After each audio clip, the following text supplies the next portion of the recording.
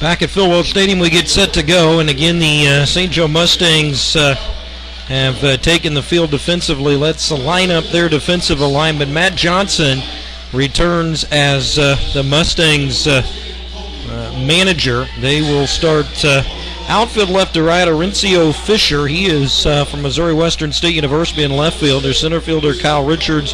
Right field is Scott Brerin. Defensively across the infield, Anthony Maselli at third base. The shortstop is Jackson Schernbusch. Second base is Jerry Houston. And the first baseman is Ramsey Scott. On the catching, Francisco Alvarez.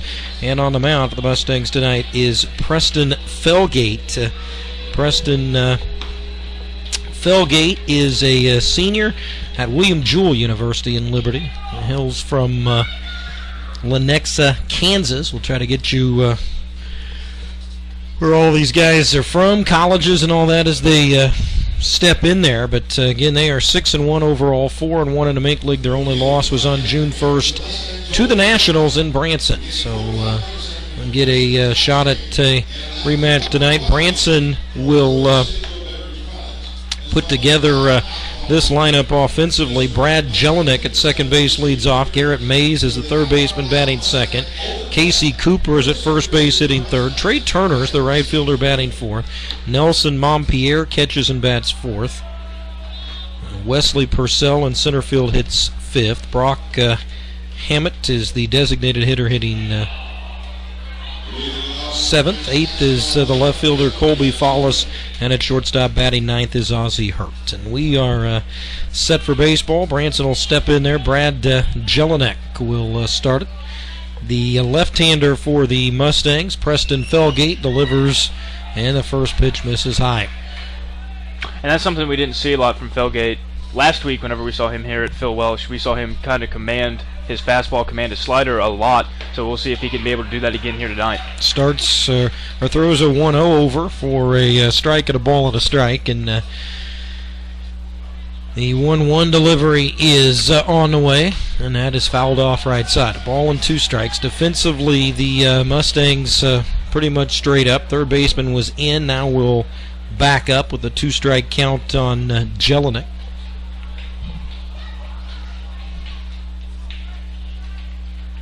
And that is low for ball two. So 2 balls, 2 strikes. Jelinek trying to get things started for Branson is 2 of 10 on the season.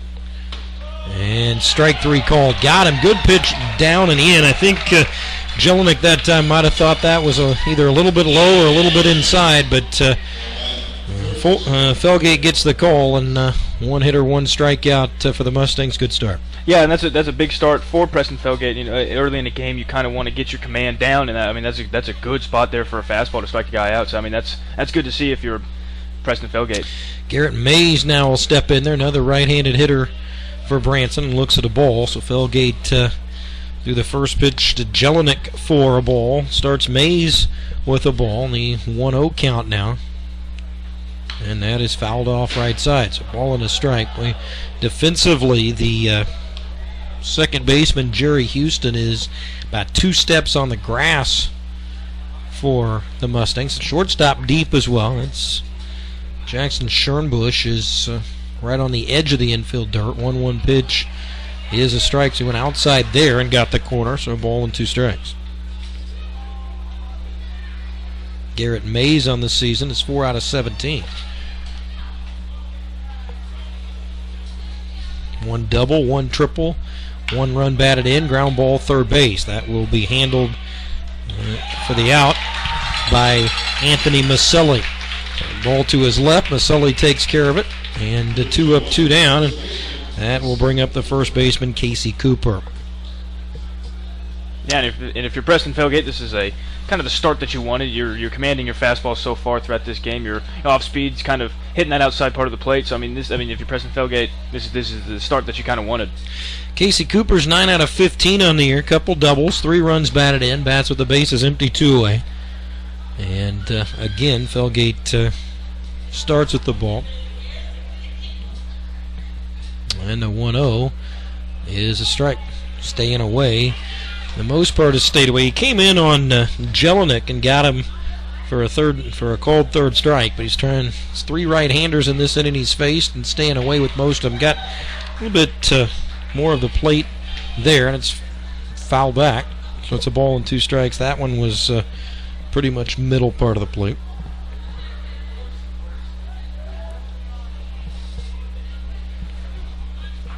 Felgate trying to work a perfect top half of the first here. Again, only a 7-inning game today for the first game of a doubleheader. 7 for doubleheaders. That time he went away. Stayed away. Cooper swings and misses and strikes out. So very good start for Felgate. 3 up, 3 down, and 2 strikeouts. 1 looking, 1 swinging, and the top half of the first is complete. Nothing across for Branson. St. Joseph Mustangs coming up. You are watching Mustang Baseball on Mustang TV.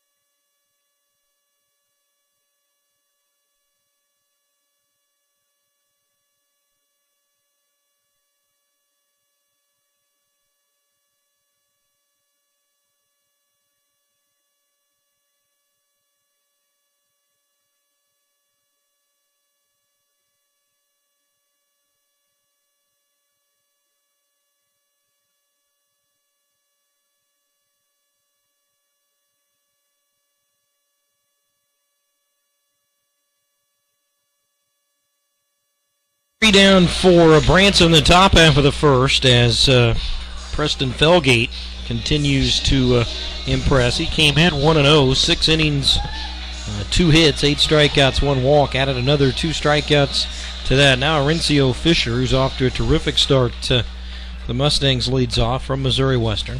Left fielder in there, right-handed, and looks at a pitch away, ball 1. The starter for Branson is Jacob Keltner. Keltner making his first appearance of the year, and Fisher drops one into left center field for a hit. So goes after the second pitch, and Arencio Fisher, who came in 7 out of 16, continues his torrid start. Good speed on the bases now for the Mustangs. Fisher has really been their spark plug through the early part of this season. Yeah, and Arencio Fisher, anytime you get him on base, you kind of expect him to try to steal second base. We saw it a lot last weekend where he went on a lot of pitches. So it'll be interesting to see how Branson decides to play this. Anthony Maselli will bat. Anthony Maselli in there from the left side. Maselli, freshman infielder from Burlington, Connecticut, attends Boston College. A bluff, no go, and pitches a ball. That's kind of what Arencio Fisher does over there. He kind of gets in the pitcher's head a little bit, since he can steal at any moment in time. Also kind of gets in the catcher's head a little bit, so it kind of benefits also the batter that hits behind him. 2-0 count, and swung on a miss 2-1. Now we'll see if he goes. Figure on 2-0 he was going to take off. We'll see at 2-1 now. If he gets to a count of 3-1, certainly look for him to take off. But Maselli cut through that and missed. Branson not as deep defensively on their infield as what we saw the Mustangs playing in the top half of the first, and they'll play certainly now at double play depth. Still fairly deep, though, for double play depth. 2 balls, 1 strike count. Runner does go, and there's a ground ball to second, and that's exactly what they do, is stay out of it.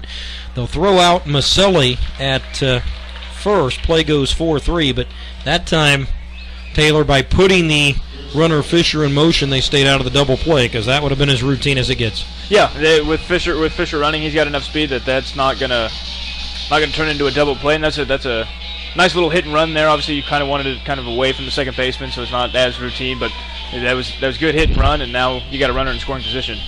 Jackson Schernbusch now the hitter. He is out of Lee Summit, Missouri, sophomore out of Central Missouri. Fisher at second now, one out, pitches low and inside. So we'll see if the Mustangs take advantage here of a runner in scoring position after the leadoff single by Fisher. And then the ground ball to second with a hit and run on. Got him to second. And now the 3-4 hitters with a chance to drive him in. And pretty good looking pitch down and in for a strike to even the count. Again, first of two tonight. 7 innings in this Wood Bat League, 7-inning doubleheaders. Second game scheduled to start around 7:30. Runner goes, takes off for third, got a good jump, throw down there, not nearly in time. And that's what he provides for this offense. He can run it on any pitch, any count, any base, and that was an easy steal there, and the pitch missed, so now it's 2-1, and when they're trying to run themselves, Mustangs trying to run themselves to a run now. Yeah, and that's what Arinzio Fisher's done, and that's what you like him to see. And he got a great jump there too. He was able to read the pitcher there and got a great jump. Popped up foul first base side. That'll get out of play. So 2 balls, 2 strikes. But that is perfect for what you want out of your leadoff hitter. Get on base, get somebody that has got enough speed to run. The hit and run kept him out of the double play. That got the runner to second to begin with, and then when you can straight steal third, makes it a lot easier for a third place hitter. 2-2 pitch. Boy, he just did get a piece and was able to stay alive. Got a piece of the catcher that time, Nelson Montpierre. Yeah, that was a lucky kind of tip ball there and dropped by the catcher there, because Jackson Schernbusch would have been out there if he would have been able to hold on to that. Schernbusch off to a little bit of a slow start, 2 out of 13 on the year. He has knocked in 3 runs, and that just missed. That'll make it full now at 3-2.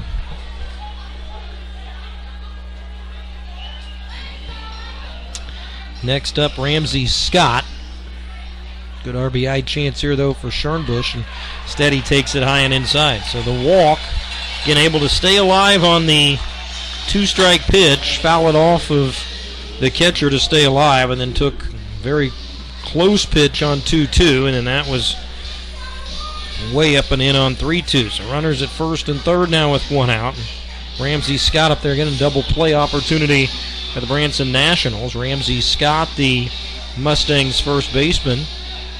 He is a sophomore at Maple Woods University, hails from Cape Girardeau, Missouri. So in there left-handed with an opportunity to knock in a run. That misses away, and we'll see if there's any movement from Jackson Schernbusch here. And a lot of local ties for this Mustangs team, as always. That is a strike, 1-1. Matt Johnson, the manager, hailed from Northwest Missouri State. Their hitting coach, and Johnny Coy, played collegiately at Wichita State, was actually drafted, Major League Baseball draft, started there and turned that down, started at Arizona State. There's a pop-up foul third base side, a look by the third baseman, but out of play. But started as a 2-sport athlete at Arizona State, was a baseball and basketball player there. Played 1 season, transferred to Wichita State, graduated there. He's a Benton High School alum. So they have run in some local ties. They've got also a Savannah alum on their coaching staff. That is Foulback. And just getting a piece to stay alive. 1 ball, 2 strike count. And last weekend we saw a lot with Ramsey Scott, kind of the off-speed pitch fool him a little bit. So I think that some of the pitchers probably go towards more, kind of throw more off-speed to Ramsey Scott, because whenever he got a couple of fastballs around the knee area, he was able to get some good hits on it and get some runs batted in. Their pitching coach is who I was talking about, is another local one. Of course, Riker Fox, their bullpen coach, played for the Mustangs. But their pitching coach is Blake McFadden, who is a terrific pitcher at Savannah High School. That is a ball. Throw down to second. They short hop it. He's safe. Throw to the plate and safe. So they steal their way to a run on a double steal. And I'm surprised at that they threw down there. They tried to short hop it. And it looked like they were trying to come in a little bit and kind of gave the runner the base. But I'm surprised on that. You either don't throw directly to the shortstop or let him have the base. That time a double steal and 2 stolen bases that time for Horencio Fisher. And the Mustangs have the first run. Nice little double steal. Don't see that a lot, but it worked. Yeah, normally you see a lot of kind of throw down to second or short, the second baseman, shortstop, right. Not throw it directly to second base. Especially with someone with Horencio Fisher's speed, you wouldn't expect them to kind of throw that down there, but they did, and Fisher made him pay. And that's why I'm surprised with who they had running at third base, that they went all the way through on that, but fouled off. It's a 2-ball, 2-strike count. Pretty good at bat for Ramsey Scott. But back to McFadden. He was a terrific player, all-state player for Savannah. Led him to the state tournament his senior year. Pitched at Kansas State. In fact, was in their starting rotation as a freshman. Some arm trouble then kind of ended his career early. So he is now the pitching coach here. They have always had a lot of local kids, and they continue that, local ties. Trend continues this year. Another full count at 3-2, and another walk. So all kinds of problems for Jacob Keltner with his control right now. He has walked the last 2. So Fisher started with a single, and there was a ground out to second on a hit and run, moved him to second. A steal of third had him there with 1 out. Then they walked Jackson Schernbusch on a 3-2 pitch. Then a double steal got Schernbusch to second, scored Fisher, and now Ramsey Scott draws a walk. So hitting 2 walks in the first 3 hitters out of Jacob Keltner, and Scott Breran now the batter for the Mustangs, and a chance for a really big inning here for St. Joseph. Pitch is a strike. And we saw this a lot last weekend where the Mustangs were able to get 2 to 3 runs in the first, second innings, and that goes a long way for a pitcher like Preston Felgate, who, and like you mentioned, in his first start, pitched tremendously. So I mean, if you can get 2-3 runs here in the first inning, I mean that's big for a guy like Preston Felgate. Breran on a year 4 of 11 with 3 runs batted in, and he will go after that one in on the hands and fouls it back off the net. It was a very quick top half of the first. It's been a long bottom half as the Mustangs already with a hit, 2 walks, 2 stolen bases, a run in, 2 runners on with 1 out. 1-2 pitch to Breran with Francisco Alvarez, the catcher, next. And a bouncer to first, and they will maybe get 1 out. They do. Looked like it had double play potential, or at least a force potential, but ball took a hop up off the first baseman Cooper, and then all he could do was get the 1 out, which he did. So it's an out, 3 unassisted to get Breran. Schernbusch goes to third, and Ramsey Scott now to second, and a big chance now for Francisco Alvarez. A base hit could play 2. Alvarez 5 out of 19, 2 RBIs on the season. Francisco Alvarez, a sophomore at Garden City Community College, hails from Woodward, Oklahoma, and looks at a pitch up. They thought that they were going to have Tanner Lubach back. He was the catcher, number 1 catcher for them a year ago from Nebraska. Had a very good year at Nebraska. Another good year this year at Nebraska. That kind of fell through at the last minute, and Alvarez has had a good start, and that is ripped to left field and foul. Foul by a couple of feet. I would have easily plated 2, but good cut there out of Alvarez. It'll be a ball and a strike, but narrowly missed a 2-run double on that one. Yeah, and Francisco Alvarez was kind of the hero last Saturday in the bottom of the 9th as he hit that home run in left field to tie up the game there. And Francisco Alvarez, he's had a lot of hits so far like that, kind of ripped down the foul line so far this season, but he just hasn't been able to get them fair too often. In fact, he has 2 home runs to lead the team to this point. Looks at a strike there, and it's 1-2. 5 hits, 2 home runs on the year for Alvarez. So he is making them count. Second and third, 2 out, 1 in. And the 1-2 is in the dirt and blocked nicely by Nelson Montpierre. Boy, if Keltner can get out of this inning with only 1 run allowed, probably would feel pretty good. Walked a couple, given up a hit. St. Joe's been running all over the place on him.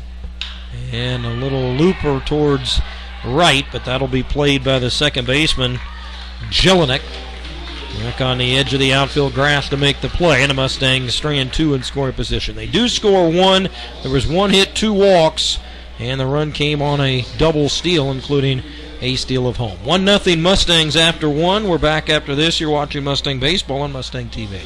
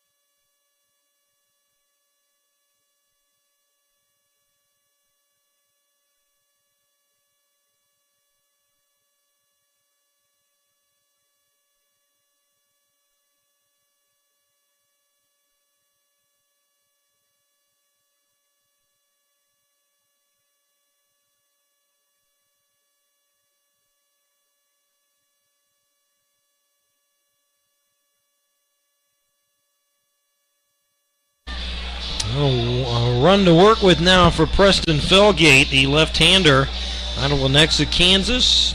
Senior at William Jewell, 6'5", 210.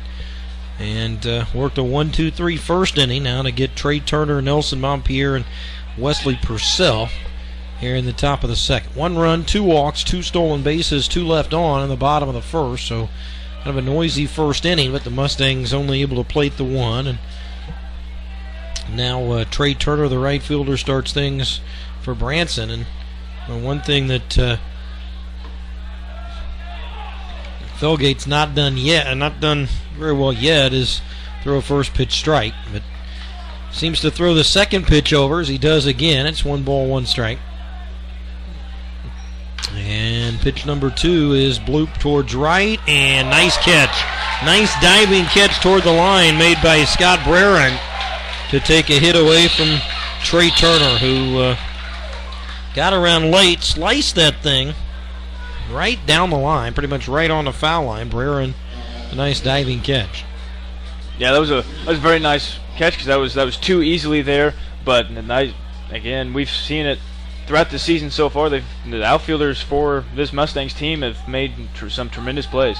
Now the left-handed hitter up in Montpierre, and he goes after the first pitch and pops that foul back and out of play. And they'll play him a little bit the opposite way, pretty much straight up in right for Breran, but center fielder Richards shaded about a step or 2 towards left, and pretty close to the line is Orencio Fisher. He's hugging the line pretty well in left field. That is low and away. So a first pitch strike by Felgate, but then he throws a ball on pitch number 2. Montpierre, the Nationals catcher. A 1-1 count here, top of the second. Line drive, that'll get through. Base hit into right field. And that's the first hit of the game for Branson. So Montpierre splits the hole between first and second. And 1-on-1 out now for the Nationals, and the center fielder Wesley Purcell. And it kind of like Jerry Houston was trying to make a play on that ball, but kind of looked like he tripped a little bit there, and he wasn't able to get over there and at least to make an attempt. Yeah, lost his footing a little bit, looked like. Purcell, 2 of 11 on the year, 2 runs batted in. A Nationals team that is not putting up incredible numbers offensively. Swing and a miss. It's kind of a tough start. Casey Cooper's had a good start, 9 out of 15. Montpierre came in 3 out of 8. That hit will make him 4 out of 9 now, so he's had a pretty good start. But boy, for the rest of them, it's been a little bit slow offensively. But again, 4 wins out of the gate. Been a lot without a lot of real good offensive numbers to this point. Again, really, really early. A lot of summer to go. There's a fly ball in their left center field. Long run for both Fisher in left and Kyle Richards in center. And it's Richards that's able to run it down for the second out. Yeah, that was good range there from both fielders. They were both right there, and that's something if you're Matt Johnson you like to see is your outfielders have some really nice range. Deep park, not probably a park to hit fly balls in. It's 400 to straightaway center. Left field not quite as deep, but the high wall. So really, if you're going to go anywhere out to this park in the air, right field's probably your best bet. But again, not. This is a very tough home run park, and there's a swing and a miss by Brock Hammett, the DH. Hammett's numbers on the year: only 4 at bats, no hits yet. Does have 1 run batted in, he's drawn a couple of walks.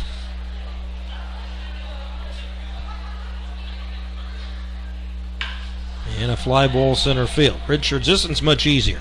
Couple steps back to make the catch, and a 1-out single, and that's it for Branson Nationals. They strand 1. They've had their first base runner of the game, but they don't move him, and an inning and a half in the books. It's 1-0 Mustangs.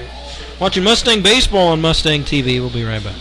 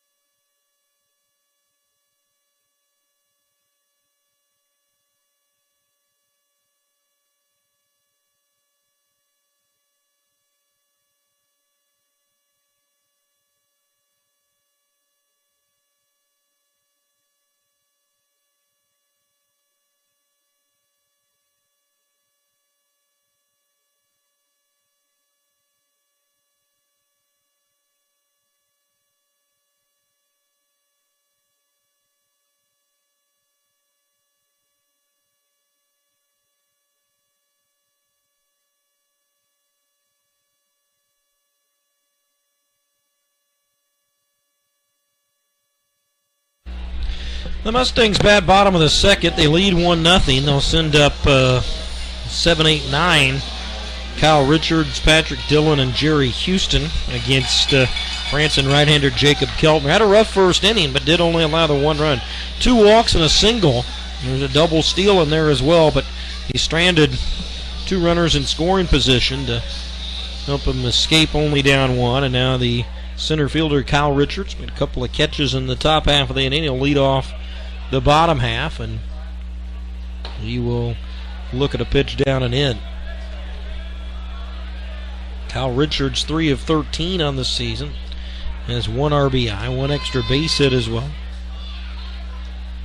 And ground ball, that'll get through. Base hit past the third baseman to the left of the third baseman Garrett Mays, and Kyle Richards has a leadoff hit. So for the second straight inning, the Mustangs get a leadoff single.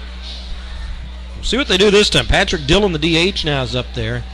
They hit and ran in the first inning after their leadoff single. We'll see if they put Richards in motion, hit and run, bunt, what they're going to do here with designated hitting Dillon, who didn't want to do it, but checked his swing, fouled it back for strike 1.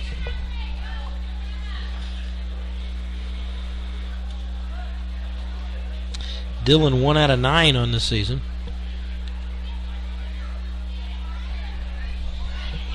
The left-handed hitter out of William Woods is St. Joe native. Freshman at William Woods. Kyle Richards, by the way, is out of Florida Southern. He's Groton, Connecticut native. Senior at Florida Southern this year. Good lead. There he goes. Pitch low and in. Tough pitch to handle. Throw off line. And the third stolen base of the game for the Mustangs as Richards has that stolen easy. Not an easy pitch to handle for the catcher Montpierre that time, and then his throw was off to the third base side, and add both of those together, pretty easy steal there for Richards. Yeah, and even if he might have thrown that ball over to the second base side, it looked like Richards was going to be in there safely. And missed it inside, so now a 3-1 count.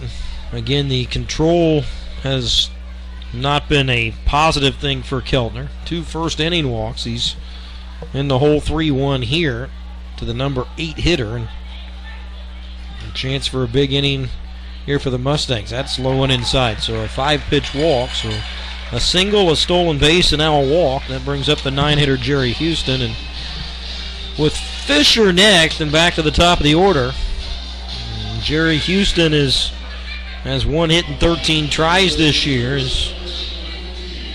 It sets up, to me, to look like a bunt situation here, but we'll see. Houston is a sophomore at Missouri, Dalton, Illinois. And he bunts, good bunt. Third base side, that'll be a tough play. Throw is late, and an in and a bunt base hit.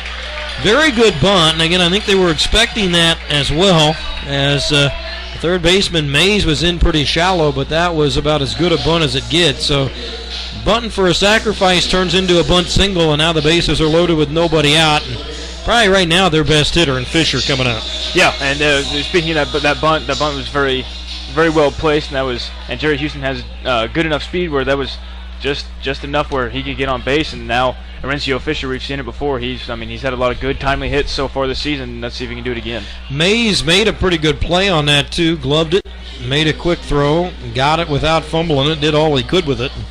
Still was about a half a step late as Fisher fouls the first pitch off. Well, a chance for a really big inning now. Fisher, Maselli, and Schernbusch, 1, 2, 3 in the order. Fisher's already singled and scored in the ball game. Bases loaded, nobody out, and a pitch misses inside. And boy, Montpierre getting a little frustrated. The Nationals catcher, 2 or 3 times now that he's kind of slapped his glove on pitches.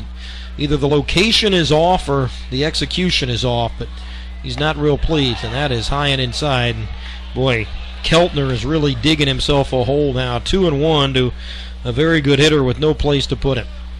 Yeah, and now you're forcing yourself to throw a strike here to Orencio Fisher, and Orencio Fisher, like you said, he's probably one of the better hitters that the Mustangs have, and if you do that, he's gonna make it pay. He threw that one in for 2-2, but boy, at any level, you just usually cannot get away with walks. I mean, you see it on occasion that you'll get away with it, and the 2 walks that he had in the first inning were both stranded, but again, he's walked 3 already, 1 time through the order. Now he's inside to Fisher, and now it's 3-2, and you're going to have to come in or going to force in a run. There's been an outfield base hit, a walk, and a bunt base hit, and now a 3-2 count on Fisher.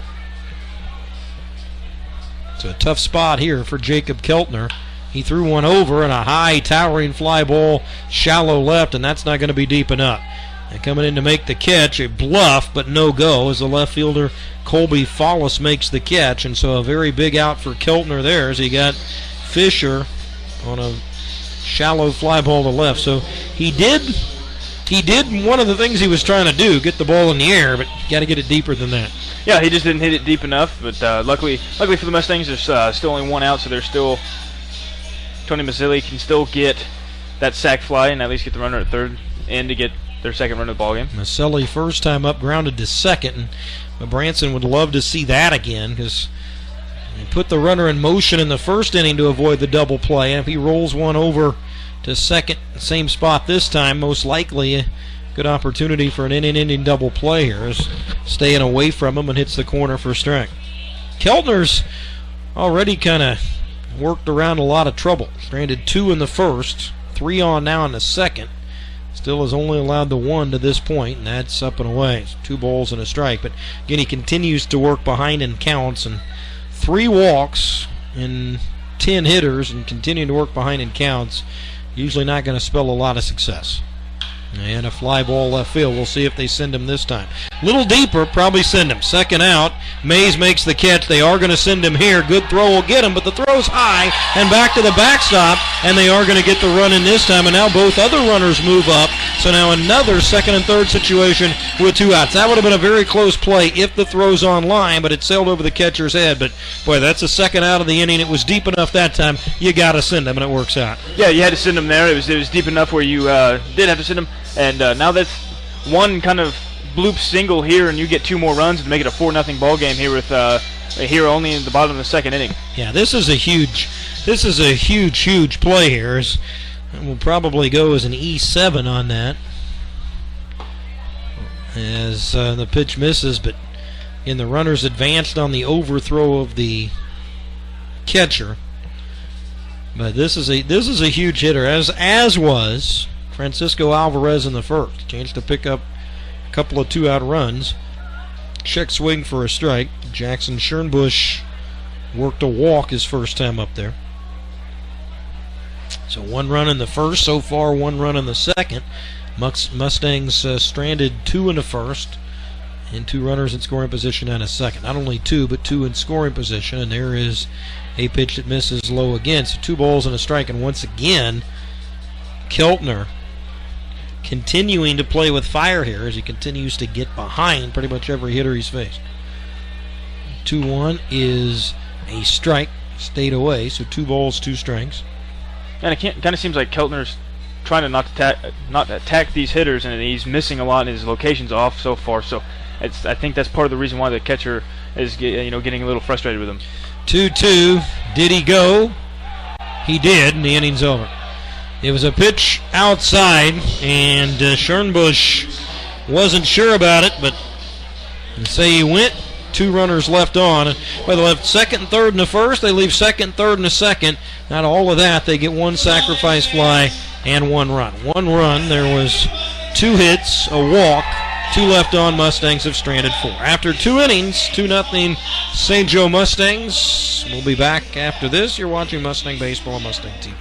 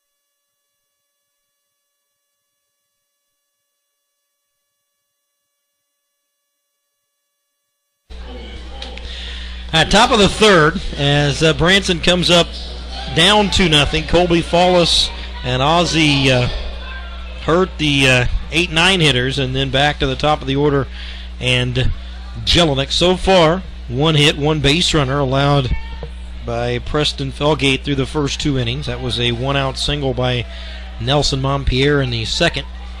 And showing bunt, taking a strike is Colby Follis. Follis entering tonight at 0 for 4 for the season. It's early in the season, and then you add the rain in there with it, and it's been tough to get games in. And baseball is a game of routine, a game of consistency, as much as anything there is. And boy, when you're teams that are hot like to play every day, players that are hot like to hit every day. Well, when you get a scheduled day off, that's one thing. But when hitters are playing well, teams are playing well, they don't even like a scheduled day off. And then when you get a couple days off for rain, miss a day here or there, and your rhythm is so much a part of it. And it's just been a tough start so far as trying to get into any rhythm with just the way the weather is played out on these games.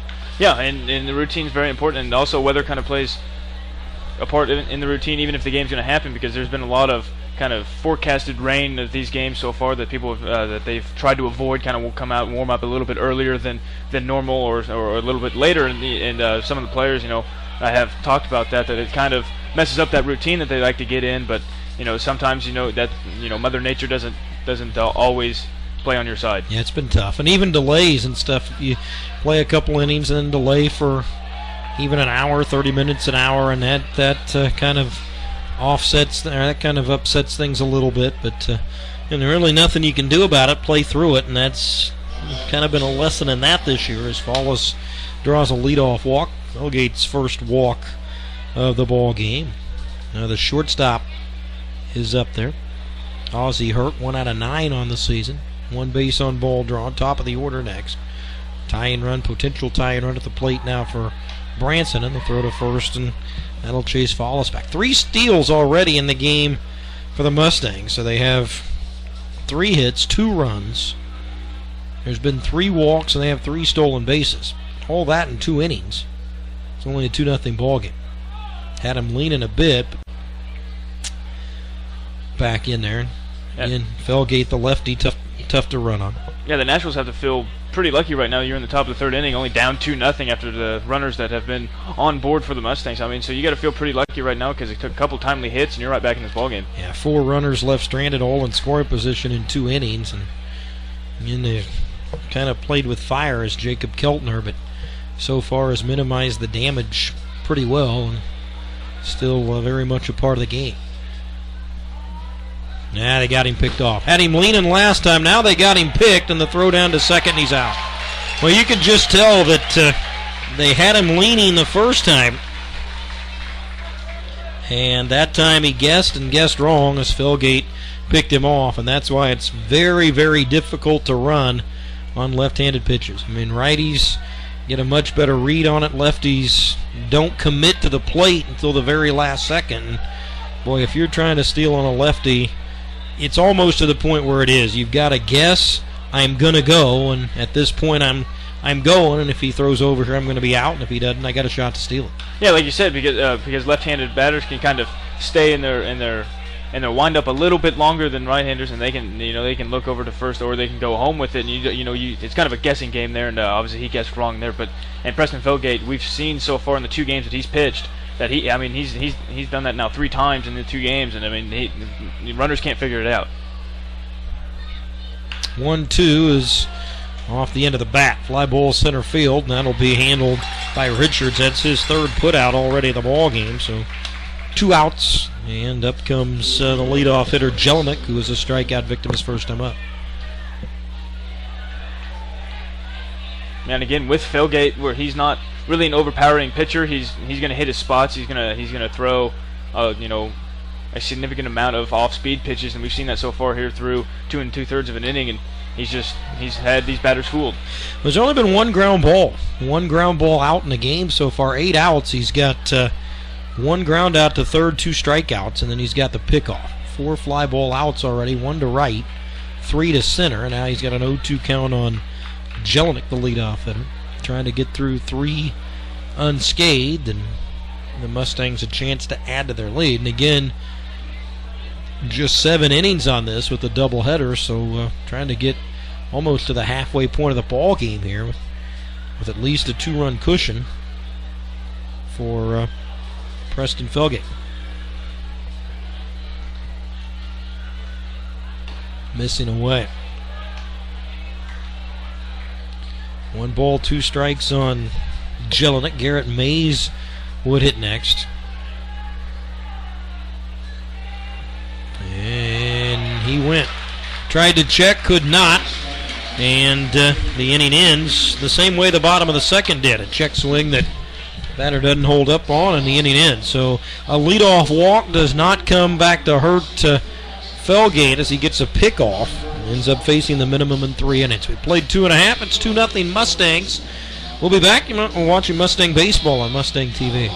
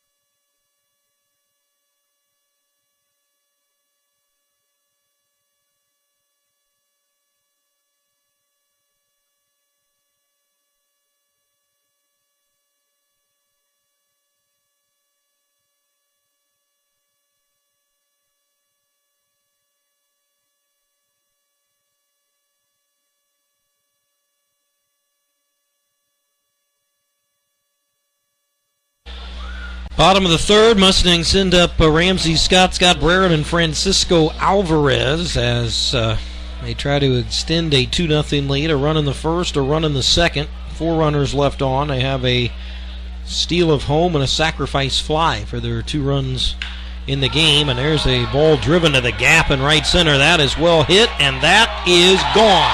And there's the one spot I was saying earlier, and that's a pretty good tag to get it out there, but if you're going to hit it, that's probably the one spot, the best spot to hit it is towards right center where you don't have the high wall and it's not as deep as straightaway center. And well, that was a pretty good tag there by Ramsey Scott as he drives one out of here. And the Mustangs, just like that, they've had problems scoring the runners they've had, so Scott says, well, I'll take care of that. I'll circle them 3-0. Yeah, he was able to turn on that ball and he was able to launch it, and that was kind of this. It was one of those ones that kind of the second it left the bat, you kind of knew it was going to get out of the ballpark, and that was a big hit there from Ramsey Scott. They're kind of starting to blow open this game a little bit. Right in front of the scoreboard is where it went out at. Scott still perfect in the ball game with a walking out home run, and now Scott Brereton, who grounded out first base unassisted his first time up there. So 1 run in each of the first 3 innings, and that is a high pop-up. He grounded out to first his first time up. He'll pop out to first this time, as taken care of by Casey Cooper. 1 gone. Alvarez popped to second his first time up there. Right-handed hitting catcher. So that for the Mustangs, hit number 4. 3 singles and a long ball. And the thing is again, you like to see the home runs happen with men on base, but nothing you can do about that as a hitter. You get a ball you can hit, you jack it out, and certainly a 1 run at this point looks pretty good to Felgate, who's pretty good, who's in pretty good command right now, with now a 3-run lead, and has looked pretty good through the first 3 innings. Yeah, and now his kind of comfort on the mound has got to keep growing. Once you get 3-4 insurance runs there, I mean you can make mistakes on the mound too. So I mean this is big for Felgate and the defense. Yep. Don't have to be as perfect certainly, or as fine. You can worry about throwing strikes, and that's the big thing when pitchers get leads, and that's the thing that will drive managers crazy when pitchers get leads and then start walking people. That's the thing. High throw, and Cooper tried to make the tag but didn't come down with the ball. So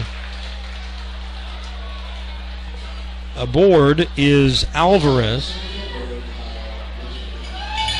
And we've seen a couple high throws here from the Nationals now, where they could have made a play on the play at the plate that they had last inning, and then now that they'll throw it over the first base. So they're just throwing a little high. I don't know if it's a mindset right now or what. And I don't know that they're actually marking hits and errors.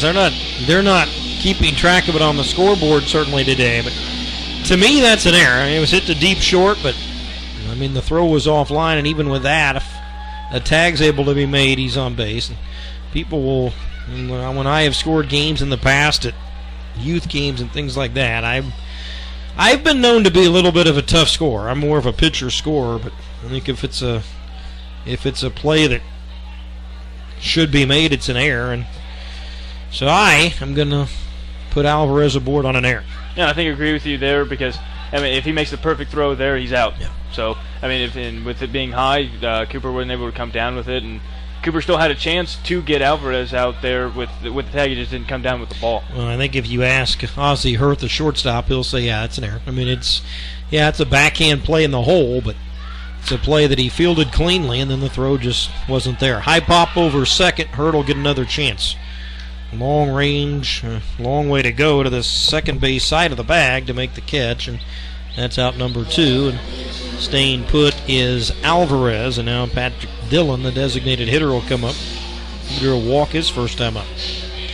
Branson, we've seen a little bit of everything. I mean, they've allowed 4 hits, they've walked 3, they've made 2 errors, they've allowed 3 stolen bases. So not what you would call a clean game to this point.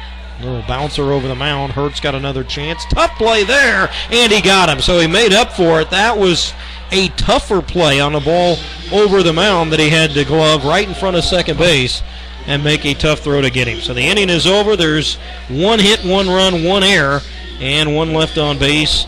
And the Mustangs have scored 1 in each of the first 3 innings. After 3, it's 3-0 Mustangs. We'll be back. You're watching Mustang Baseball on Mustang TV.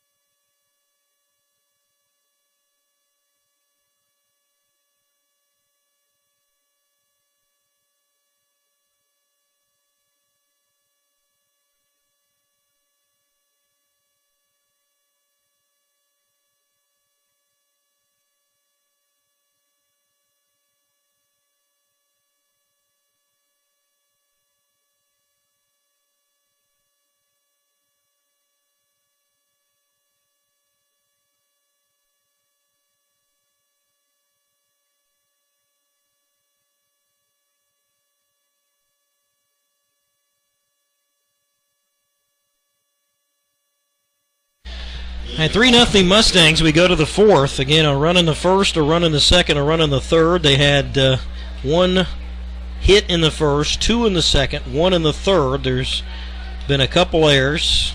There's been a total of 5 left on base for the Mustangs in 3 innings. In fact, they've left more on than Branson has had on base as Felgate continues to pitch pretty well. The only thing, and again, not to really harp on it, but you find things to talk about. Felgate, as good as he's been, he's done it really despite falling behind about everybody. And you try to look at first pitch strikes and talk a lot about pitchers throwing first pitch strikes, and to me the most important pitch of an at bat, and he's really kind of gone against the grain today because he hasn't gotten a lot of first pitches over, but been pretty successful. There's a deep fly to center, but a lot of room here, and left center field, and Richards has been very busy, makes another catch. That is the 5th flyout of the ball game, and Richards has taken care of 4 of them. So Felgate, again, if you're going to be a fly ball pitcher, this is the park to be a fly ball pitcher at. There's a lot of room out here. Yeah, it's a very spacious outfield.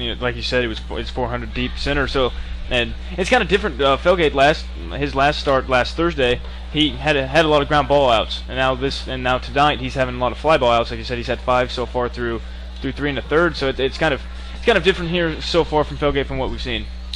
Casey Cooper up there, strikeout victim his first time up, and chases one and misses, and he's done it with 3 strikeouts is all. He's gotten a leadoff hitter twice on strikes, and Jelinek, and he's gotten Cooper, the number 3 hitter, who came in. Probably is the best hitter Branson's had to this point in the young season, and misses downstairs, so it's a ball and 2 strikes. But again, we talked about that 3-run lead, pitching really to the situation, the ball game, and doesn't have to be as perfect right now. Doesn't have to try to make perfect pitches when you're in 0-0, 1-0 ball games. You do, and that time he got one past Cooper's. He got one on the outside corner for strike 3, but didn't have to be as perfect. Doesn't have to find the perfect spot on the corners. Just throw it over. Let your defense do the work, and know that you don't have a huge lead, but a big enough lead right now where you can let your fielders do the work, make them put the ball in play. Don't walk them. Don't give them anything, and make them hit their way back in it. Yeah, you can kind of, with a 3-0 lead here in the top of the 4th, you can kind of miss the fastball kind of more over the middle of the plate a little bit more, and have your defense and not really be too affected by it. That's what a 3-0 lead does early in a ball game, and Preston Felgate talked about it last week. It does a lot for a pitcher when you have that 3-run lead early in a ball game. No, he's pitched 9 very good innings now for the Mustangs this year. That's hit well but fouls. He pulled it and got out in front of it a little too early. Turner's the one that sliced the ball down the right field line his last time up there. That a very nice catch was made on by Breran. Took a hit away from him, and that time he goes to center, and guess who? Richards will get another ball. Man, he has had a busy day, and he's got to feel like the rest of the defense isn't even working. Every ball is either a strikeout or going to center field. Richards takes care of 2. There's a strikeout in the inning, and another perfect inning for Preston Felgate, who has rolled through 4. He's got a 1-hit shutout through 4, and the Mustangs lead 3-0. We'll be back after this. You're watching Mustang Baseball on Mustang TV.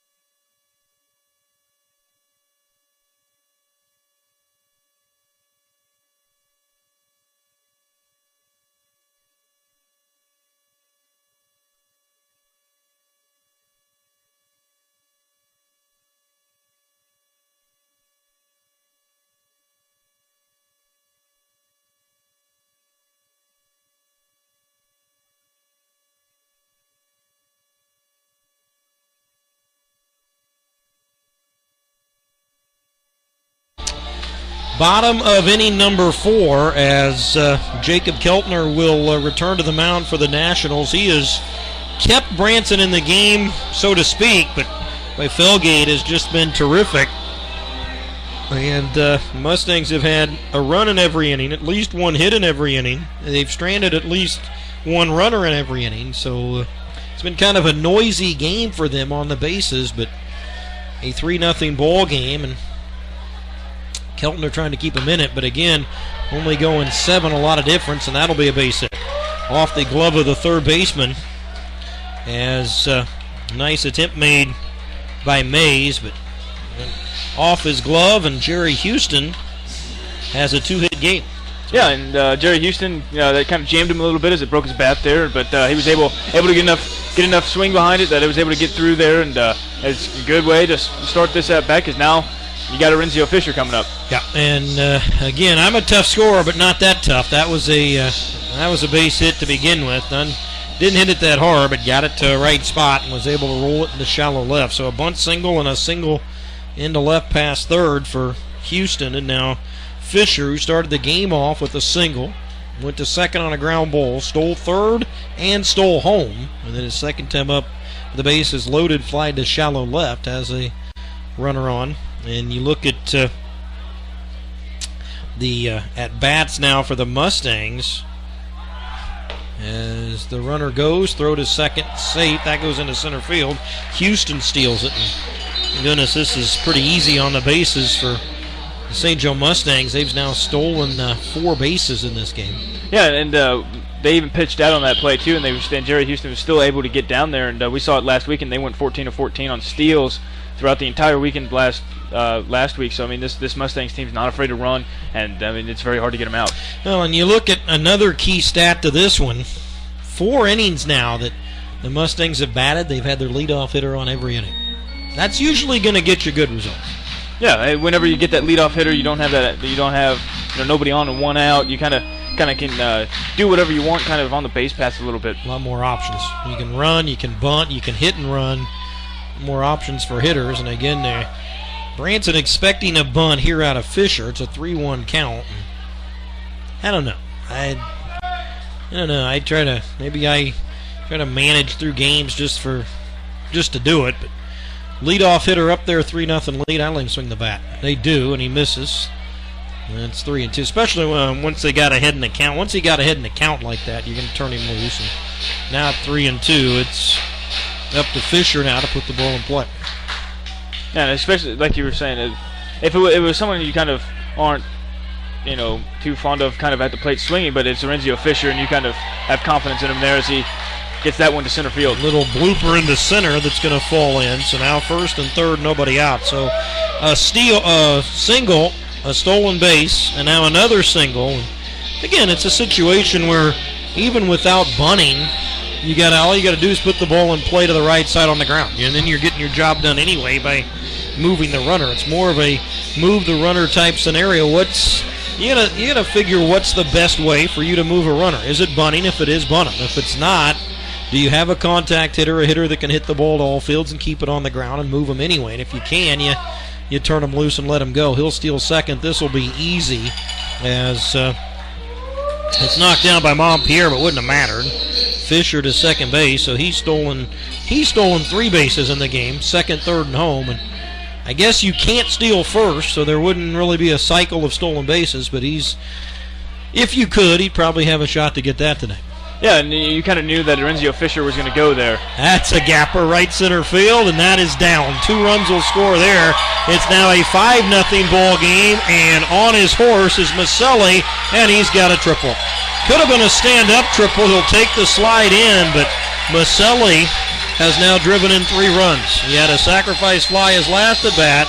Now he has a 2-run triple, and the single and the walk. Finally, the walk comes home to roost, or make that 2 singles. So still just the 3 walks, but again, finally the leadoff hitters. And you look at how it's gone. Leadoff hitter reaches in the first, scores. Leadoff hitter reaches in the second, scores. Leadoff hitter in the third, the home run, scores. And the leadoff hitter in the fourth, scores. They've got 5 runs. They've had their leadoff hitter on 4 times. All 4 of the leadoff hitters that have reached have scored. And again, back to the importance of getting the leadoff man on. And surprisingly here, and this is an interesting call here to me, Taylor, down by 5, runner at third base, nobody out, your infield's back. Yeah, you would think that your infield would kind of be in, because if you get a shot to the corners, throw it in, try to get the lead runner at home, so you don't get down 6-0, because this is only a 7-inning game. So I mean you're running out of innings here to get runs. Yeah, I don't know how many more opportunities they think they're going to get, but they will play their infield back down by 5, and that is a little roller third base side foul, and so now even more pressure on the pitcher now, Keltner, who has not been very sharp to say the least. Again, he kept his team in it until this inning. I'm not sure they're in it anymore, but till this inning he kept them in it. But it has not really been a pitching clinic by the Branson right-hander by any means. No, he's missed his spots, and as we've stated that the catcher for the Nationals, he's been frustrated a lot of times, slapping his glove and stuff after a missed location. So obviously, Keltner's not having his best stuff here today. Montpierre's had a tough night. Had to block a lot of balls. They've been running like crazy on him. He's had a tough day behind the plate. Well, we'll see if he plays in the second game or not. And just like that, with the infield back, they give up a run. And I am not one that really likes to people. Yeah, I kind of am. To be honest with you, I kind of am. But I would question that. It's now a 6-0 ball game and an RBI by Schoenbusch, who does his job to get the run in. But as we were talking about with the infield back, that ground ball is an easy run. You bring your infield in on that, you're not going to go home on that. That's a little nubber to the second baseman, and just so it makes it so much more difficult for a pitcher. I mean, yeah, there's going to be times you pull your infield in and you get a hard ground ball that if the infield's back, they're going to knock it down, make the out.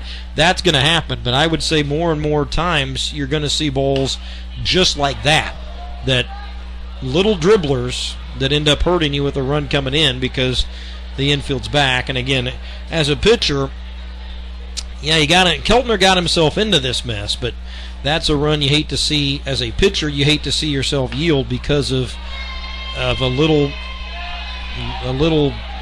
nubber ground ball that was not hit hard at all and yield the run. A different situation, you're ahead by 5 runs, you're up in the ball game, whatever, you give up the run, prevent the big inning, but get down by 5. That's a call I don't understand right there, but it works, and it's a 6-0 game. Yeah, with it being down 5-0, you only have about 3 more innings of at bats left. You would think the infield would be kind of more in, because you get if the infield was in, that was going to be, like you said, just a number, and he would have been able to easily throw to home if the runner decided to go. But they were playing back, so the second that ball hit off the bat, the runner went. Yep, that took all the guesswork out of it from the second baseman. He had only one play, and that was to go to first, and he did that. So 1 out, bases are empty, and it's a 3-ball, 2-strike count now on Ramsey Scott. And again, the control by Keltner, he's continued to struggle with that. Apparently this is, with the 7-inning ball game, going to be Keltner's game for a while here. A walk to Ramsey Scott, and he's had a perfect ball game at the plate, 1 for 1 officially with an RBI and a home run. He's homered, and he's walked twice, and that is walk number 4 issued by Keltner, and now we'll have a visit to the mound. He kind of played with fire the first 3 innings, and we kind of talked about that, how he was kind of getting himself into trouble and able to, for the most part, get out of it and limit the damage, and it's kind of caved in on him now in the 4th inning. 2 singles, a 2-run triple, and then a ground ball. Now he's on a walk, so he's faced only 5 men in this inning.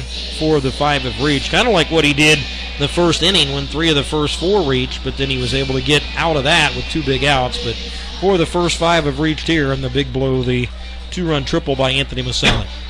Yeah, Keltner was kind of getting out of jams. It should have been a lot more than probably 3-0 after 3, definitely more than 2-0 after 2. But and now this inning is kind of starting to come back to bite him a little bit. Just he's not hitting his location very well, because you can tell kind of where the catcher's wanting to go, and then he'll throw it inside. And then you got an easy steal to second. This is very easy That is 6 stolen bases in the ballgame. And that, again, not an easy pitch to handle by the catcher, Montpierre, but a lot of that comes back on your pitcher too. They're getting that good a lead, that easy of a steal at second base. Pitcher probably not doing a good enough job to hold him on. There's a fly ball to right field. That'll be handled. That hung up there a little bit longer than I thought it was going to, and Trey Turner is able to handle it for the second out, and Scott will stay put at second base. So Breren's 0 for 3 with ground out, pop out, and a fly out, and that'll bring up Francisco Alvarez, who's popped a second, reached on an error by the shortstop. 0 for 2 officially. So a 3-run inning. The Mustangs looking for more. We're in the bottom of inning number 4, and really it becomes just a 9-out ball game left now for the Mustangs, and rolling right along is Felgate. So we will see if he goes the distance or give any kind of shot here to go the distance, assuming he doesn't run into trouble. But the lead continues to build as a strike thrown to Alvarez. So far what we've seen, Preston Felgate's not going to run into trouble so far. He's been able to he's had these national batters just kind of on their heels the entire game. Missing away. I don't know if Montpierre is going to get the second game of this doubleheader off or not, but he's probably earned a game off because he has really had to work more than anybody in this game. Up and down, balls in the dirt, stealing all over the place. Ground ball to short, hurt, nice scoop, throw, and got him. Got him by about a half a step, and he's had a lot of tough plays at short. And Ozzie Hurt makes it. Play goes 6-3, and the inning's over. But the first 3 hitters reach. 2 singles and a 2-run triple. They end up scoring 3 in the inning to the Mustangs, and they strand 1. They have left 6 in 4 innings, but they've also scored 6. And after 4, it's 6-0 Mustangs. We'll be back after this. You're watching Mustang Baseball on Mustang TV.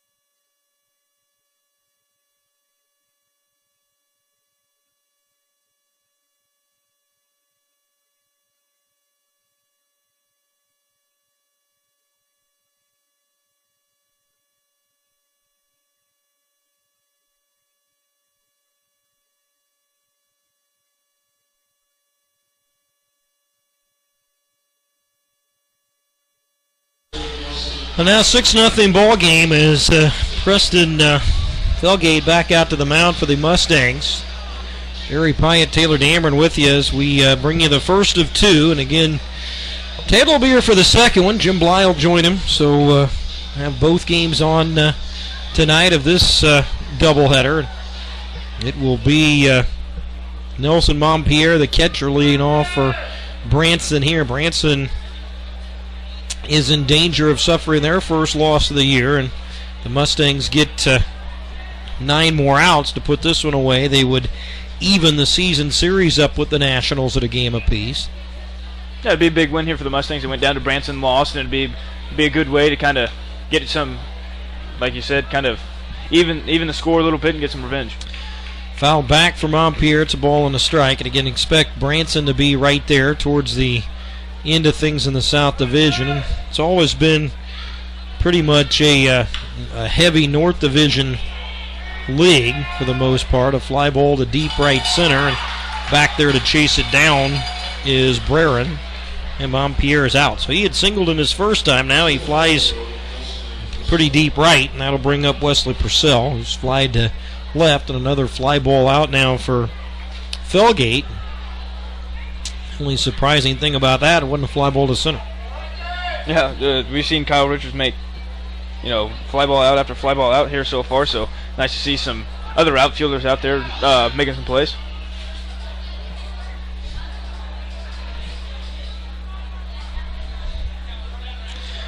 That is 7 fly ball outs now. 7 fly ball outs, 5 to center and 2 to right. So, top of the 4th inning, or top of the 5th inning here. So 13 outs, and majority of them, 7 of them on fly ball outs. Purcell, speaking of, fly to center his first time up. And it was kind of different coming into this game, kind of after seeing what we saw from Preston Felgate last week. We've seen the same stuff, off speed, good fastball, but we saw a lot of ground ball outs last week, and now this, like you said, 7 fly ball outs so far. So it's kind of, Felgate's just kind of, I guess, just a get and out type of pitcher. The thing is, they haven't even really gone to the left side. I mean, a lot of right-handed hitters, and there's been 1 ground ball to third for an out. There has not been a ground ball to shortstop whatsoever, and there's been 1 base hit.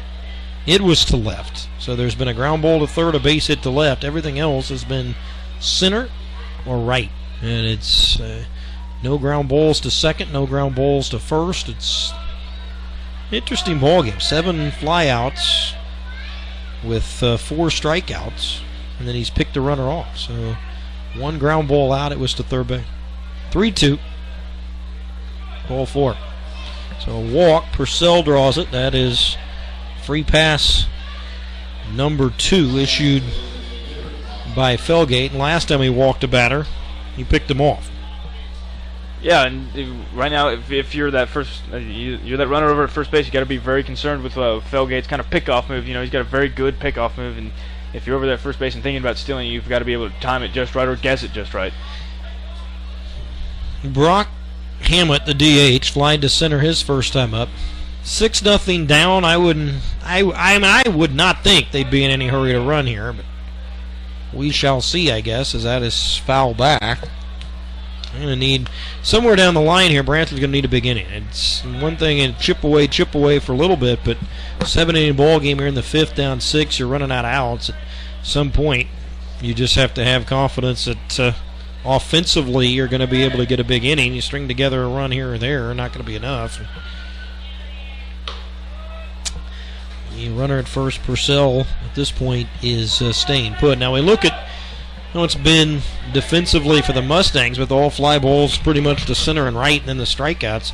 Completely the opposite for Branson defensively, because Hurt, their shortstop, had a ton of balls. He's had a bunch of balls. There's been a couple flies to left, so there's been a lot of things to the left side of the field that the Mustangs have hit. The Nationals have gone all pretty much right up the middle. Not even right side. They're pretty much all right up the middle. I would say right now, Lorenzo Fisher, like you said, we haven't even seen Lorenzo Fisher so far on defense. Yeah, he's just kind of standing out there, just taking up space. Walking the park today for him. That is a foul ball right side. It's a ball and it's a ball and 2 strikes.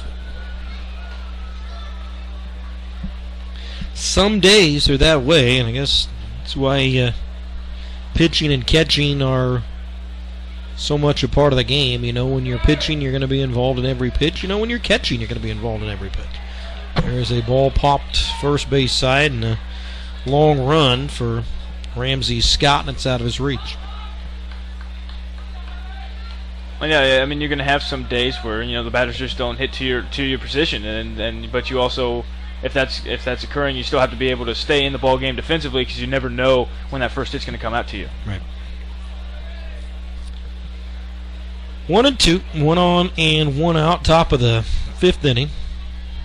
It's a 6-0 Mustangs lead and strike 3 called. So another strikeout, another caught looking. That is 5 strikeouts now for Felgate. And that was just a fastball that hit just right outside part of the plate, and that was a beautiful location of that fastball, and the batter just couldn't really do anything about it. Very good spot. Colby Follis, now the left fielder, will bat. Well, that's the thing. They always say the best pitch is a perfectly located fastball, and sometimes you can tell a hitter what's coming. If you throw it well enough, they're not going to hit it. I mean, if you spot it well enough, you may put it in a good enough location, they're not going to hit it. You know, I can sit there and tell you it's coming outside corner and down with a fastball, hit it. And it's still a very difficult thing to do. I've always been told the toughest thing in all of sports is hitting a baseball, and it's difficult when you think about when you got to square up that ball with that bat and square it up and hit it well. It's amazing when you see hitters that can do it and do it well. And I mean, we think about it, and what other sport can you fail 7 times out of 10 and be considered great? I mean, that's the difference in baseball and everything else. There's no other sport, there's no other part of any other sport where you fail 7 times out of 10 and you're considered the greatest in your sport. Yeah, like, you know, we've seen it, you know, in the NBA playoffs with the Hack-a-Shack rule. That, I mean, DeAndre Jordan, Dwight Howard shooting 30%. They're not considered great free throw shooters at all. But I mean, you hit 300 in baseball, you're considered great. Successful 30% of the time. Strike 3. That time he blew one past Follis, and working around the 1-out walk is Felgate. He continues to roll. He has a 1-hit shutout through 5. It is 6-0 Mustangs. We're back after this. You're watching Mustang Baseball on Mustang TV.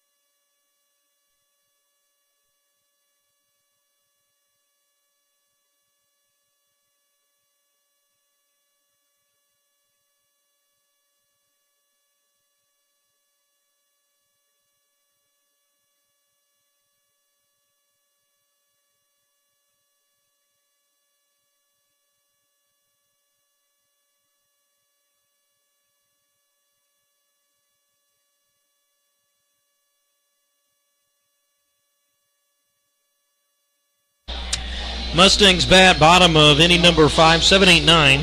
Kyle Richards, Patrick Dillon, and Jerry Houston up there. 6-0 ball game. Single runs in the first, second, and third, and a 3-run fourth for the Mustangs. So they have yet to have a scoreless frame, and Jacob Keltner's back out there for Branson, who so far has allowed 6 runs on 7 hits. Mustangs have stranded 6. There's been 2 errors in the ball game. Neither one of those errors has led to a run, and there's a ground ball to third base and throw across for the out. And again, Mays, who really hadn't gotten a ball yet either, gets his first ball of the game. But in shortstop and third, shortstop left side has been the busy action defensively for Branson as Dillon has walked and grounded out to short. Ozzie Hurt's the one that's had the majority of the balls for the Nationals. He's taking care of most of the outs. He does have one error. There's a slicer to left, and playing that is Colby Follis. He's had a fairly busy night as well. That's his third out that his third put out of the ball game. And now Jerry Houston, who's, well, never mind. Houston was working on a perfect game. He's going to be pinch hit for now by Evan McDonald. Evan McDonald, a sophomore, Barton County from Platte City, Missouri, and that is fouled away right side. And right now, if you're Keltner, you have to feel pretty good. You got 2 pitches, you got 2 outs, and that hasn't happened here so far for him, as he was able to retire the first batter of an inning for the first time. Yeah, he's trying to work on a perfect inning, and that's it. He hadn't even gotten the leadoff batter at all until this inning, so it's going to be a positive inning here for him if he can get the pinch hitter for the 9-hole, and looks like he will. Ground ball to third. Easy play across the diamond for Garrett Mays, and that is an easy 1-2-3 frame. So Keltner has an easy inning, and the Mustangs, for the first time in the ball game, do not get a base runner. We played 5. It's still all Mustangs, so they lead 6-0, and 6 defensive outs away from evening the series at the Branson Nationals. We're back after this. You're watching Mustang Baseball on Mustang TV.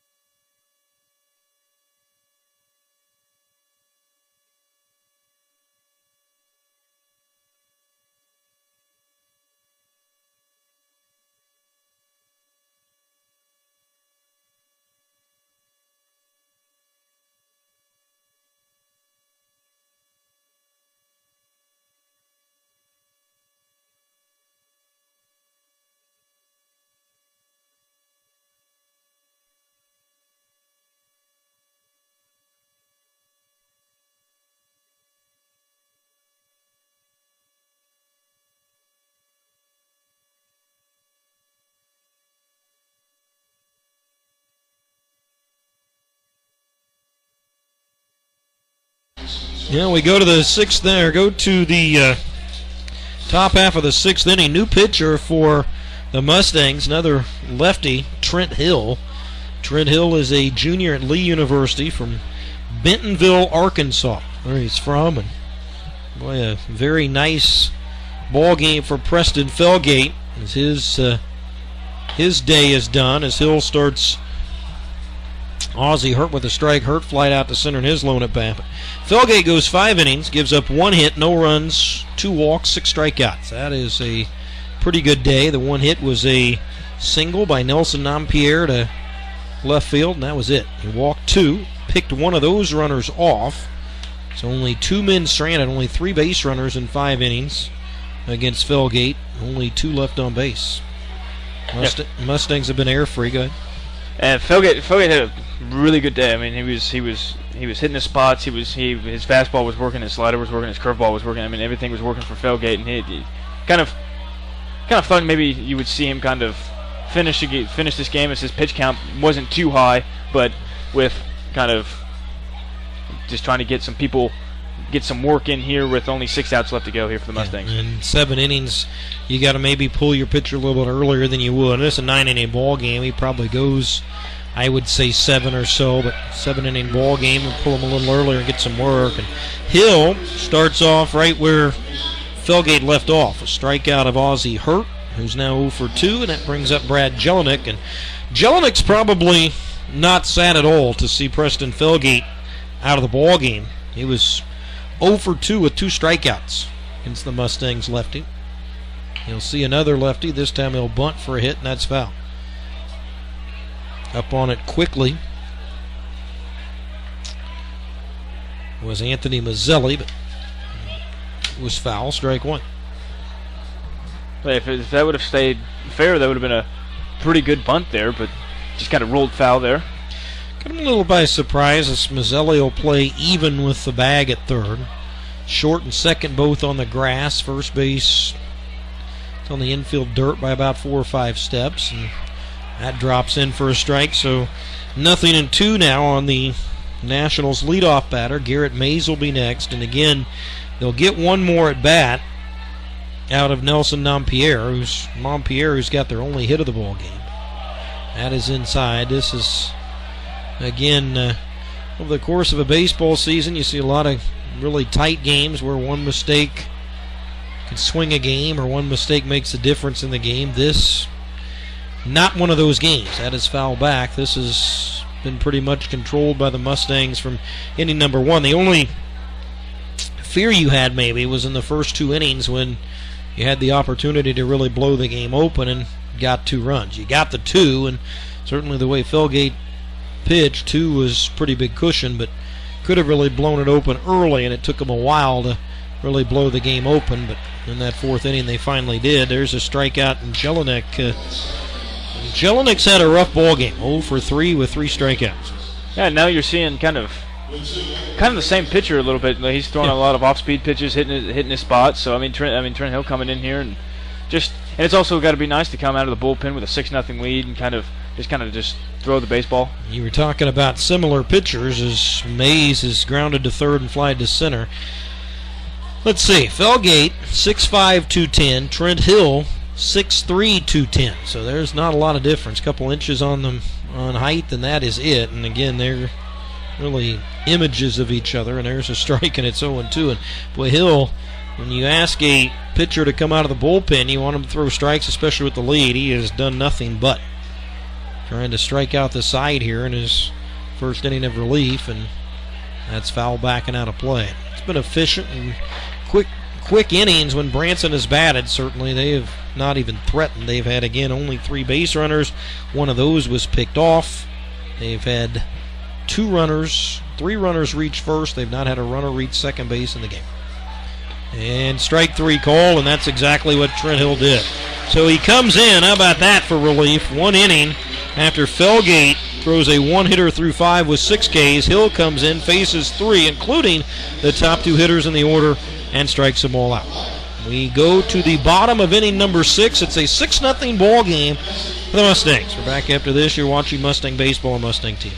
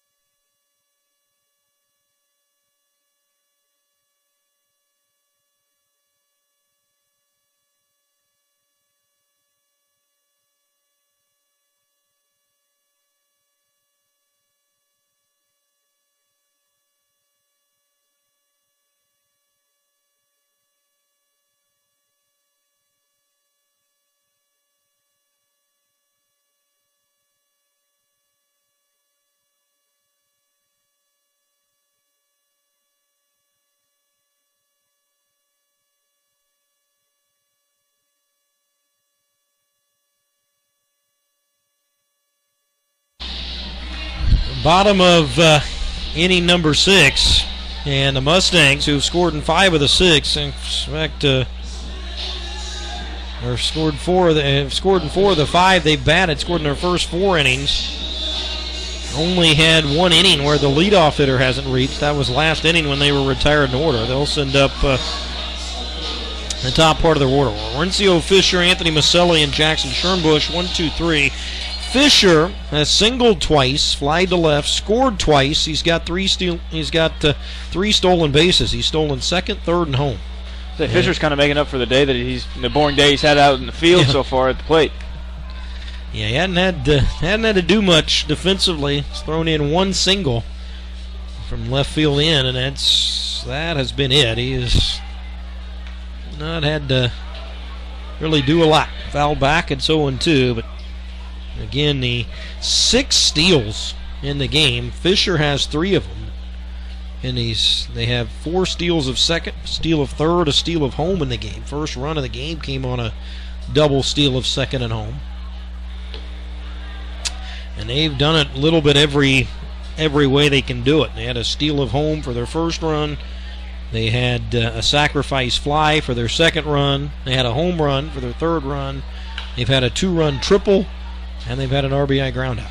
So they've scored on 2 outs and a steal of home for 3 of their 6 runs, and they've had 2 bombs, the home run and the 2-run triple.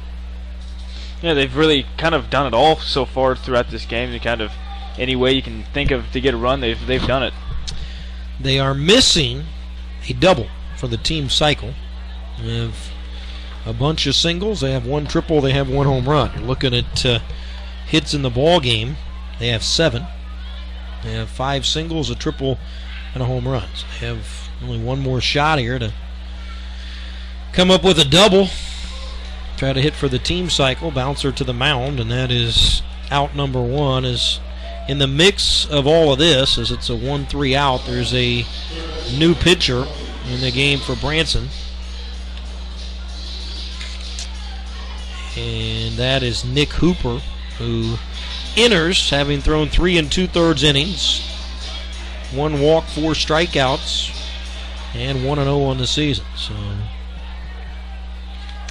the starter for the Nationals also went 5. Not as much success for him. 7 hits, 6 runs, all earned. He walked 3 batters. 2 of those, the first 3 batters of the ball game. He walked 3 in the first 2 innings. Actually, he walked 4 in the ball game. And he struck out only 1 hitter. And one of Keltner's biggest problems was he wasn't able to get that first batter out until the 5th inning. Yeah, and that's, again, first pitch strikes we've talked about a lot and how important that is, but the big key is whether or not you can get the first hitter out. You look at the percentages, and I don't have the numbers, but I can guarantee you the percentages of how many times a team scores when the first hitter is out as opposed to how many they score when the first hitter gets on base. There's going to be a huge difference between that. First runner gets on base, and we've talked about so many different things you can do with it. Bunt, hit and run, move the runners, depending on what base they get on, but somehow to move the runners, and you can get them to third base less than 2 outs, and you can score so many different ways that way. And when you just don't have, you get 1 out, it's hard to even bunt with 1 out, because then you're bunting. You bunt a runner over, you're expecting somebody to come up with a 2-out hit, or ask them to come up with a 2-out hit. There's a strikeout, they'll get away from the catcher. That is one thing we hadn't seen. We've seen that now, as Maselli reaches on the wild pitch. And Maselli has had a pretty good day. He grounded out to second. He's had a sacrifice fly, a 2-run triple, and now a strikeout, but reaches on the wild pitch. Jackson Schernbusch now up. He's walked, struck out, grounded out to driving a run. Now we've kind of seen the Mustangs kind of reach base any way you can think of. We got a bunt, single, triple, home run, and now a strikeout but a pass ball. And they've reached on errors. So there's 1 error they've reached on.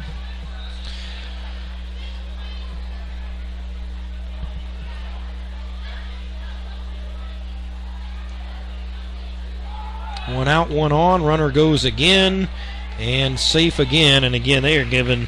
There's really been no chance for Nelson Montpierre in this game. That is 7 stolen bases for the Mustangs, and well, they know something. Either Montpierre, either they think they can run on him, or they think they can run on the pitchers. But he's had no shot. I mean, none of those have even been close. The steal of third wasn't even close.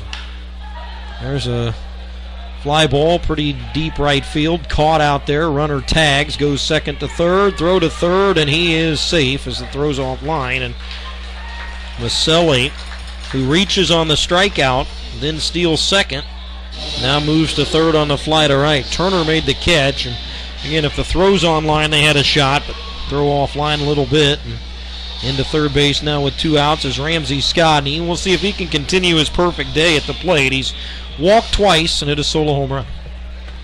Yeah, and Ramsey Scott now has an opportunity to get another RBI here and another RBI on the season. As he's kind of been a. I'm going to call that a foul ball.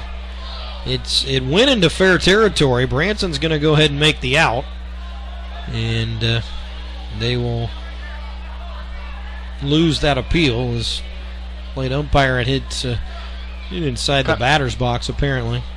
It kind of looked like to me it either hit Scott or inside the batter's box and bounced up.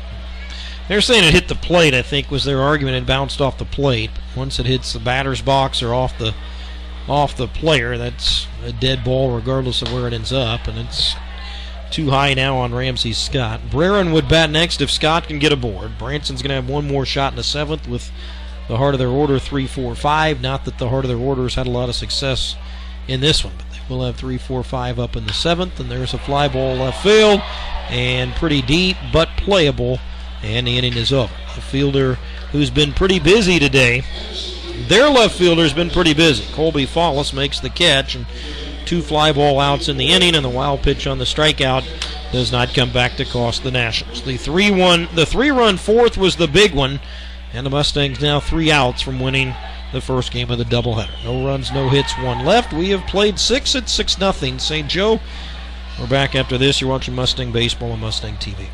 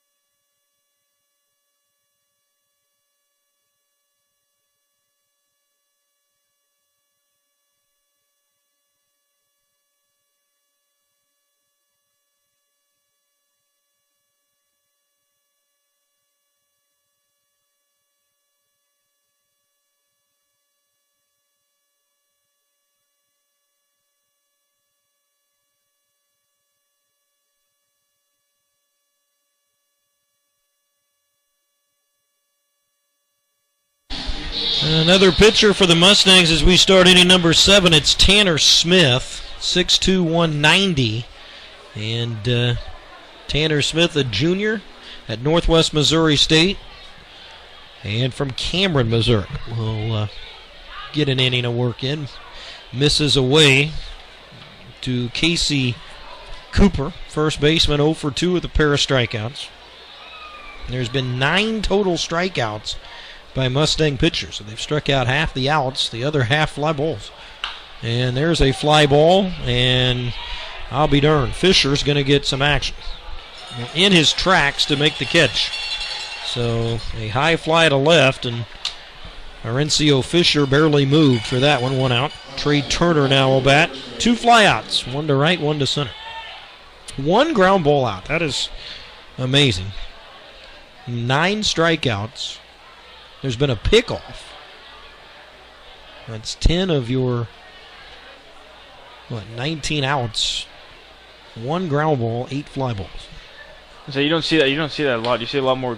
Most of the time, you see a lot more ground balls than you do flyouts. But here today, we've seen a lot of flyouts and not a lot of ground balls. Nothing wrong with fly balls if they're just if they're just that. But a lot of times, fly balls, certainly depending on the park you're pitching in and the wind's blowing out or whatever, fly balls tend to turn into hits more than ground balls. And anything else, double play balls, you get into that situation, which Mustangs have never even had 2 runners on in an inning to deal with, so they haven't had to worry about that. But if you can get a strikeout pitcher, or pitchers that can get a lot of balls on the ground for double play balls, good shape. But again, the park that you play in, a lot to do with it. And nothing wrong with fly balls in this park because they're outs. It's pure and simple. For the most part, they're going to be outs.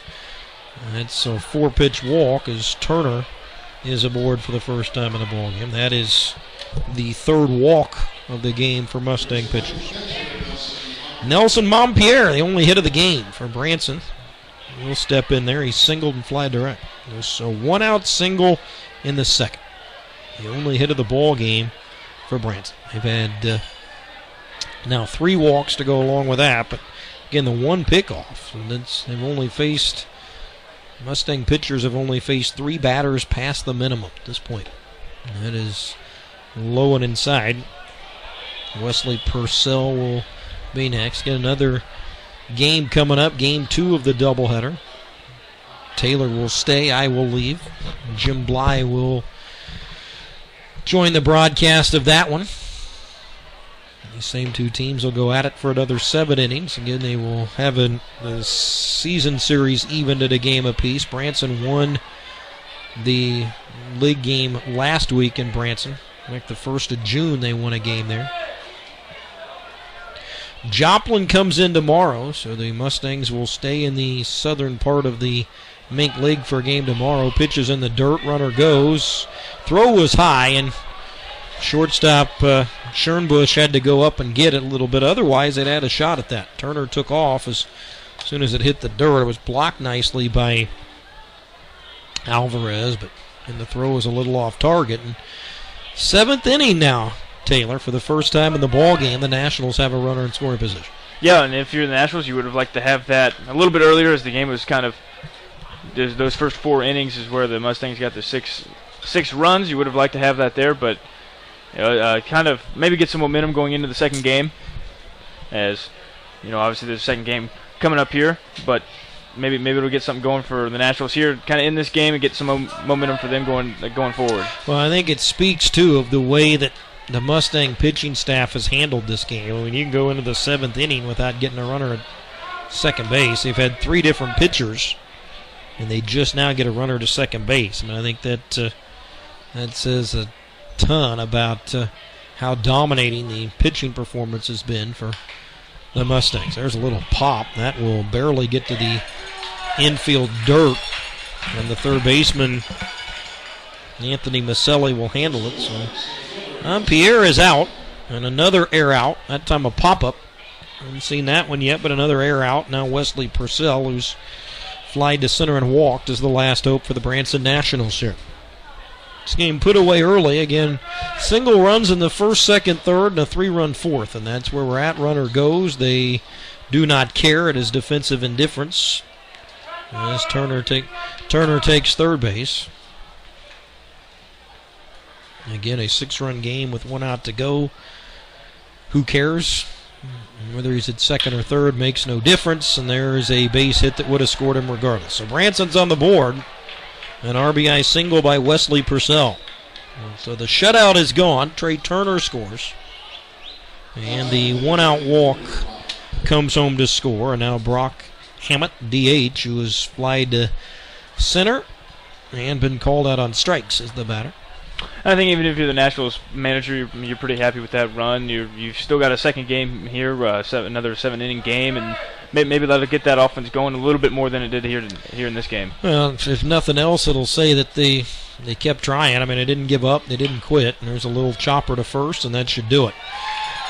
To the bag, actually the tag made by Ramsey Scott, and the ball game is over. So that'll do it. It's a 3 unassisted out, and Branson gets 1 run on 1 hit, a walk, and they strand 1. The Mustangs, 3 pitchers combined for a 2-hitter. They win game 1 of the doubleheader 6-1, and we wrap up after this.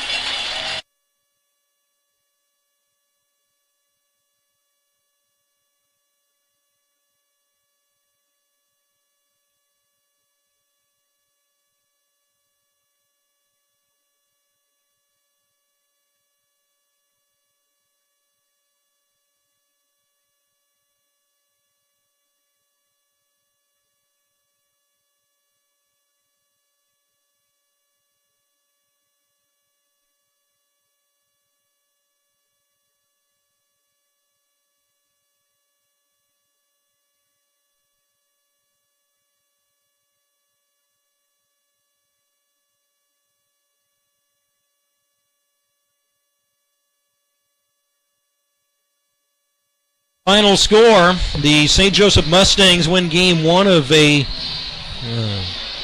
doubleheader, 6-1 over the Branson Nationals.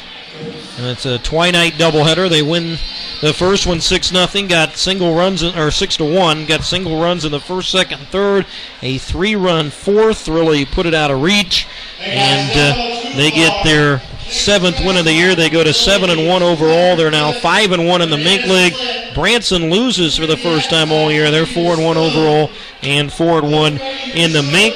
Looking at stats for this one, the winning pitcher was Preston Felgate. Had a terrific start, 5 innings, 1 hit, no runs, walked 2, and struck out 6. Trent Hill, 1 perfect inning in relief with 3 strikeouts. Tanner Smith also threw an inning for the Mustangs. Jacob Keltner gets the loss for Branson, 5 innings, 7 hits, 6 runs, all earned, walked 4, struck out 1. Nick Hooper also threw an inning for the Branson Nationals. Only 2 hits in the ball game. Mustangs get 6 runs on 7 hits, no errors, and leave 7. The Nationals 1 run, 2 hits. They make 2 errors and strand 2. And again, only 2 hits in the ball game for the Nationals. Nobody with multiple hits. You look at the score sheet for the St. Joe Mustangs. Laurencio Fisher had a couple of hits, a couple of runs scored, and 3 stolen bases. Anthony Maselli had a triple, drove in 3 runs, scored a run in the ball game. Ramsey Scott also had a nice ball game, had a solo home run and a couple of walks. And their number 9 hole hitter also with a couple of hits, Jerry Houston, had 2 singles and a run scored in the ball game as well. So that was kind of the highlights for hitting. And again, 6 runs, 7 hits, no errors for St. Joe, and they hold Branson to just 1 run on 2 hits, and that pretty much after the game was out of reach. Season series is evened at a game apiece now, and the game 2 of the doubleheader will be coming up. That'll do it for me. I will never mind. We'll bring up Matt Johnson here and do the between game interviews quickly. And Coach, I guess you got to be happy with the performance in game 1. Able to string across some early runs, maybe not as much as you wanted to see early, but had the big 3-run fourth, able to get a cushion. And boy, your starter tonight, Preston Felgate, was terrific. And no errors, hit the ball and pitch. Pretty easy ball game, huh? It is when you do those things. I mean, it really sets the tempo when Preston comes out, throws strikes, retires of 1, 2, 3 in order, and then gives us an opportunity. And all we really have to do is push 1 across every single inning, or at least have be in the opportunity to do so, and we do that really well with Rencio leading off and our guys that work behind him. Able to run really well too. Was that something you picked up as far as their pitching, their catching? What did you see in that really you're able to run pretty easy on them? At least in this game. We really kind of time up the pitcher, and it's a matter of what pattern they're in at that point, if they're throwing breaking balls in a particular count. But, we got a lot of guys that are really intelligent on the bases, and it really kind of eliminates us having to bunt or hit and run when we got guys that have that good of speed. Right. Offensively, really hits up and down the order. Even number 9 hole, a couple of hits as well. Fisher was on base a couple of times, stole 3 bases, and I guess you had the home run, you had the triple, you had a bunt single. Really got on about every way you could get on. Offensively, not a lot to really complain about, is it? No, and that's what we expect out of our guys right there. They're going to do a really nice job competing at the plate. We worked a lot of big counts. We were 3-2 most of the time, really not chasing pitches. And that's really a credit to our guys. They have a really good approach at the plate, and they know what they're looking for. A lot of strikeouts from your pitching. Felgate struck out a lot of fly balls, and I guess certainly in this park, that's not a bad thing, is it? No, it's not. It's really tough to get a ball out of this yard. Ramsey hit that one pretty hard, but really, it goes to die out in that left field, and with the speed we have out there, Kyle covers a ton of ground gap to gap, so he really, allows us to play more lines with our corner outfielders with the range that he has. All right, so you get this one, you even the series, I guess, up with Branson, and anytime you get a league win, it's big, and another game coming up. I guess what do you do? What do you do game 2? I guess you hope the same formula that game 1 had. Huh? Yeah, and I hope we come out with Trent's throwing the game 2, so I'm really excited to see what he can do his second outing. We'll see a whole new lineup. We get everybody in that we can. The best thing we can do is come out, score early, and play solid defense. All right, congratulations on this one, and go get them in game 2. All right, thanks a lot. Matt Johnson is the manager of the Mustangs. They get a win tonight, 6-1 in game 1. Game 2 will come up, and again, Taylor and Jim Bly will have the call of that one. Final in the game 1 again, 6-1. Mustangs win it. They go to 7-1 overall, 5-1 in the Mink division, and Branson out 4-1 and 4-1. We will conclude game 1, and Taylor and Jim will have game 2 in just a little bit. Barry Pyatt saying thanks for listening so long from Phil Walsh Stadium in St. Joe. Join us in a bit for Taylor and Jim broadcast of game 2.